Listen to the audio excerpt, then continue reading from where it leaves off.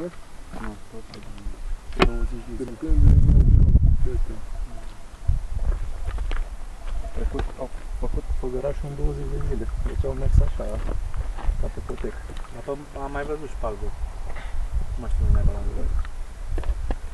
dai seama norocul ăsta care trebuie să care chestia. Da. Piatra clară mi-a mai văzut.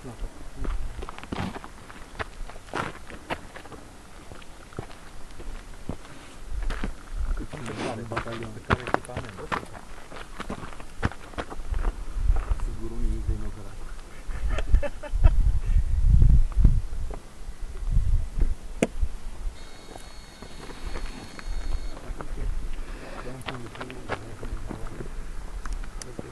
Nu de resonanță zice că e cel mai săsuit, că pe ăsta îi trimite totdeauna. Merg pe înainte de vârst.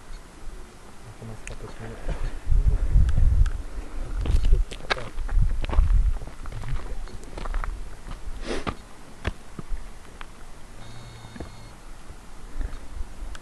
Spectaclosul din Brăila a venit în munte, aia e interesant.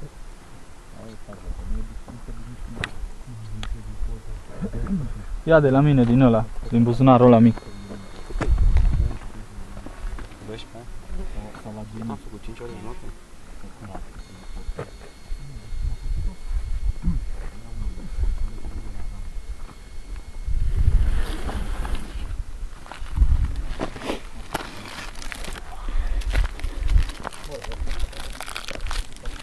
Da și mie că și eu să conețesc. Bă, mă, numai un pic așa, bă. Bă. Ține-mi un pic și să nu așa. Da, nu-i pornit, așa? Merge?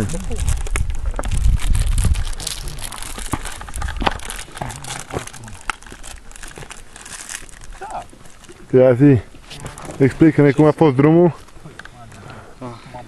Ha? Vreau să vorbesc despre asta. De ce? A fost terminat ca Pokémon. Nu mai prea avem energie.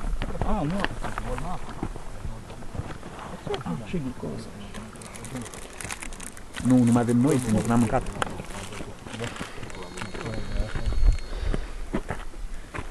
Poți să-mi câți când vrei. Apasă pe ăla. Nu, foame nu. Mie mi-e foame. Mi-e foame. Pe?